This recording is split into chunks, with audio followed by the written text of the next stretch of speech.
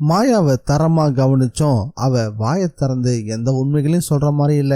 எதை கேட்டாலும் எனக்கு தெரியாது, அது யாருன்னு எனக்கு தெரியாது அப்படின்னு மறுபடியும் முரண்டு பிடிச்சு பார்த்தா, அதுக்கப்புறம் தான் அந்த லேடி இன்ஸ்பெக்டர் மாயாவை தரமா வெளுக்க ஆரம்பிச்சாங்க. வாங்கின அடியில அது வரைக்கும் உதார் விட்டு பேசிட்டு இருந்த மாயா கொஞ்சம் பயப்பட ஆரம்பிச்சா. வலி தாங்காம தவிக்கவும் ஆரம்பிச்சா. கோவப்பட்டாவ, விக்ரம் உனக்கு உண்மைதானே தெரியணும், நான் உண்மையை சொல்லணும்னா போய் உன் பொண்டாட்டி நீ அவ கூட்டிட்டு வா, அவ வந்த பிறகு நான் எல்லா உண்மைகளையும் சொல்றேன் அப்படின்னு சொன்னதும் விக்ரம் பலமா குழம்ப ஆரம்பிச்சாரு.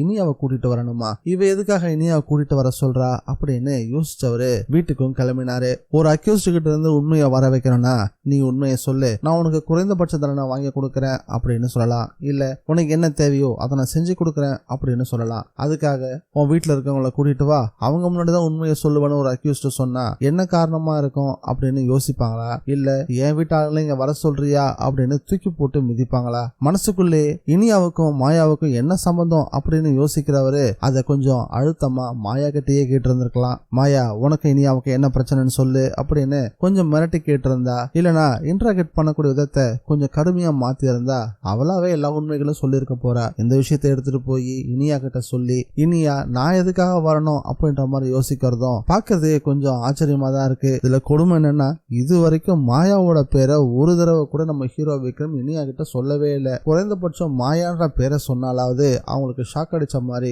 மாயாவோட நினைவுகள்லாம் வந்திருக்கும். விக்ரம் மாயாவோட பேரை சொன்னதுமே, மாயா என்னோட ஃப்ரெண்டு, என் கூட படிச்சவ, அவ பண்ண தப்பு நான் சுட்டி காட்டினதும் அவளை காலேஜ்ல இருந்து சஸ்பெண்ட் பண்ணிட்டாங்கன்னு தெரிஞ்சதும் அவங்க அப்பா ஹார்ட் அட்டாக்ல இறந்துட்டாரு அப்படின்னு நடந்த விஷயத்த சுருக்கமா சொல்லியிருப்பாங்க. அதை கேட்டதுமே மாயா இனியாவை பழி வாங்க துடிக்கிறது இதுக்காக தான் அப்படின்னு விக்ரமும் தெரிஞ்சிட்டு இருப்பாரு. ஆனா அந்த பேரை சொல்லாமலேயே பயங்கரமா பில்டப் பண்ணிட்டு இருக்காரு நம்ம ஹீரோ விக்ரம். விக்ரம் மாயா கிட்ட பேசும்போது, நீ சிவனாண்டி கொண்டதுக்கும் சாட்சி இருக்கு, காசியனை காரை வச்சு அடிச்சு தூக்குனதுக்கும் சாட்சி இருக்குன்னு சொன்னாரு. அப்படி எந்த சாட்சி இருக்காங்கன்னு எனக்கு தெரியல. ஒருவேளை மாயாவை பயன்படுத்தணுன்றதுக்காக பொய்யான ஒரு விஷயத்த சொன்னாரன்றது இது வரைக்கும் தெரியல. மாயாவை அரெஸ்ட் பண்ண 24 மணி நேரத்துக்குள்ள கண்டிப்பா கோர்ட்ல ப்ரொடியூஸ் பண்ணியே ஆகணும். ரிமாண்ட் பண்ண பிறகு வேணா போலீஸ் கஸ்டடியை கேட்டு எடுக்கலாமே தவிர நீ எல்லா உண்மைகளையும் சொன்னாதான் அவனை கோர்ட்டுக்கே கூட்டிட்டு போறேன்னு சொல்றதெல்லாம் முடியாது காரியம்னு விக்ரமுக்கு ஏன் தெரியலன்றதான் எனக்கு புரியல. கதையோட சுவாரஸ்யத்தை அதிகப்படுத்துறேன் அப்படின்னு சொல்லி மாயாவை ஸ்டேஷன்ல எவ்வளவு நாள் தான் வச்சிருக்க முடியும்னு எனக்கு தெரியல.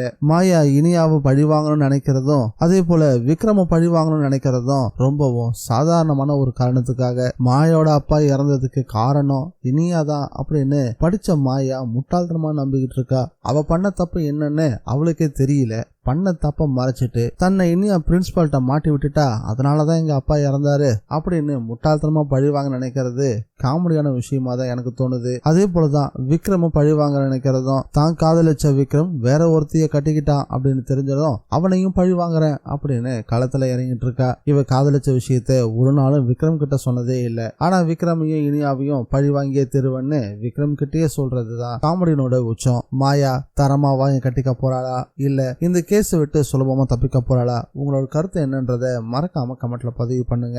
இந்த வீடியோ பிடிச்சிருந்தா லைக் பண்ணுங்க, ஷேர் பண்ணுங்க. மீண்டும் அடுத்த வீடியோல சந்திக்கலாம். Bye guys.